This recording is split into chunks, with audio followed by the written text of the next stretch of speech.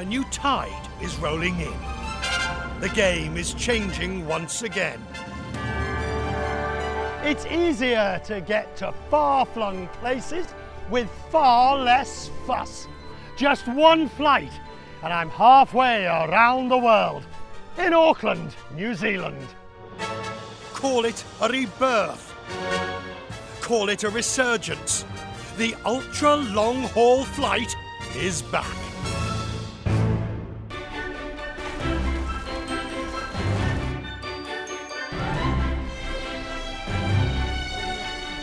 I can't help but be excited as I get underway today. It looks innocent enough. Flight QR921, Qatar Airways to Doha.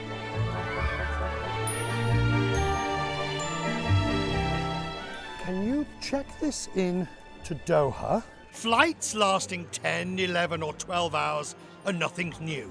Oh, it's getting a little bit on the heavier side. What's changed is the return of the ultra long haul. Flight durations of 15, 16 and 17 hours.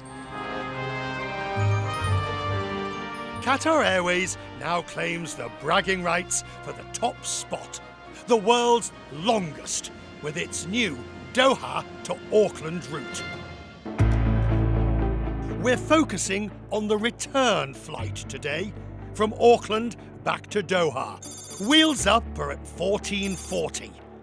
And we'll be touching down at Hamad International after an expected 17 hours, 30 minutes. 14,550 kilometres, more than 9,000 miles. Flights that are so long, they're testing the logistics of the airline and the endurance of the passengers and crew.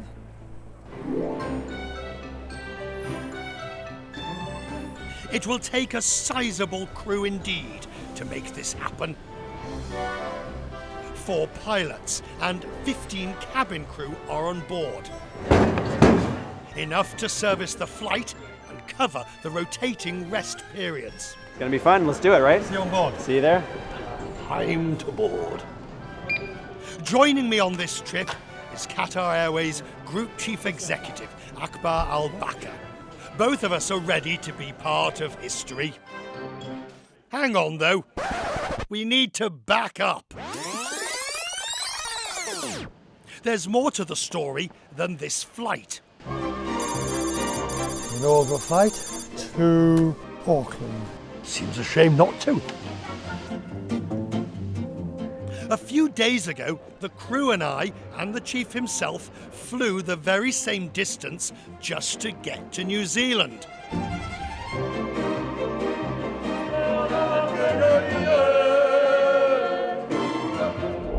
And so, onwards. We are focusing on the return flight because with the winds against us, it actually takes an hour or more longer.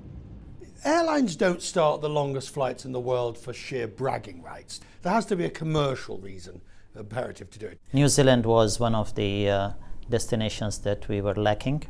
We have huge demand from our network to go to New Zealand. More and more people want to come here.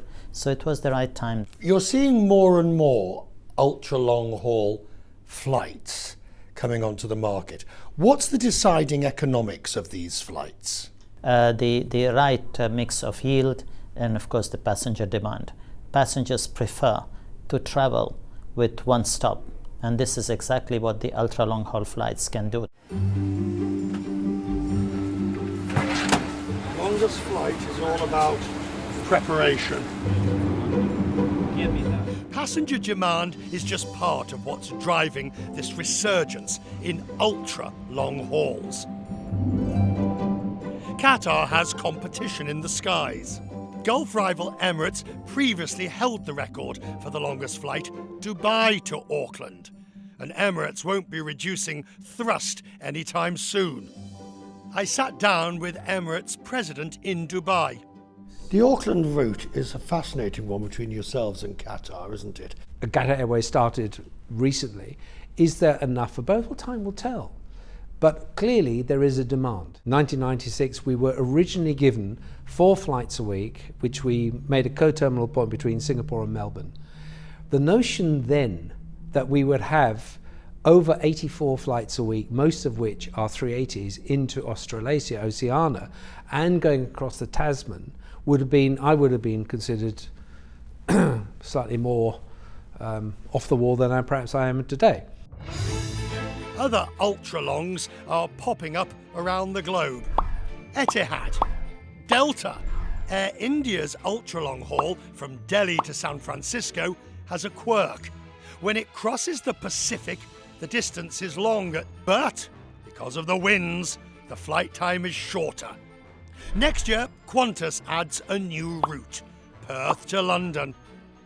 The king will be Singapore Airlines when it relaunches Singapore-New York in 2018.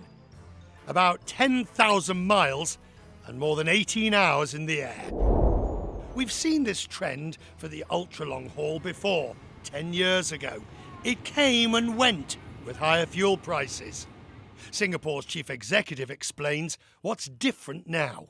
We'll be taking delivery of the A350 ultra-long-range aircraft, which promises to deliver 20-25% improvement in fuel efficiency. And that is going to be an aircraft that's going to make the mission possible. On this flight, I'm riding the 777-200LR. It was built for these extra long trips. And there's another factor that must always be considered with ultra-long haul. Once the fuel price reaches $130, $140 a barrel, any flight will become uneconomic. So, this is a chicken and egg story.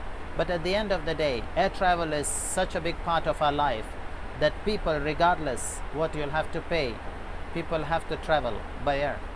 For now at least, the market is hot. Qatar is sitting in a geographical sweet spot. You can go anywhere, ultra long range, from Doha.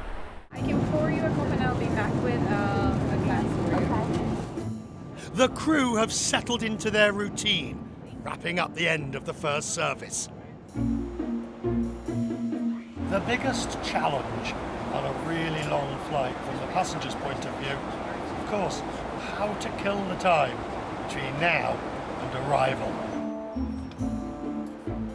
These first few hours are the easy part. Are we there yet? The longest flight in the world has barely begun.